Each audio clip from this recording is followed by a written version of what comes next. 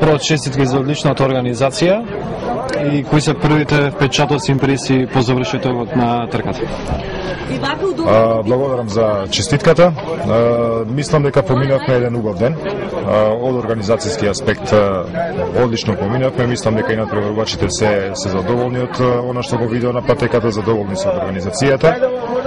Се надевам дека забелешките кои што ќе ги имаат ќе ни ги кажат, за да можеме во наредниот период тие пропусти кои што ги имавме направено да можеме да ги отстраниме. Во секој случај, значи општина Ѓорче Петров доби една респектибилна спортска манифестација која што во наредните години очекуваме да прерасне во уште поголема, уште помасовна и со многу поголемо влијание врз спортскиот живот, не само во општината, туку и во градското. Колку се задоволни од бројот на учесници и што очекувате од следните години? За жал времето денеска не послужи.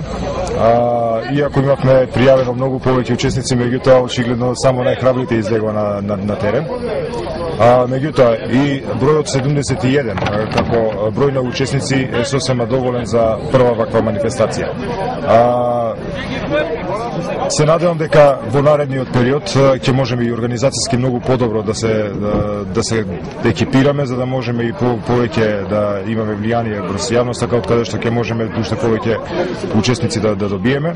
Мене ме радува еден податок, а тоа е дека Ѓорче Петров, тоест трофејот Ѓорче Петров, уште од првото појавување во спортското миге, стана меѓународна манифестација, со тоа што имавме четворица гости од Косово. И со тоа, значи, фактички ова манифестација, ова планинска велосипедска трка стана и меѓународна.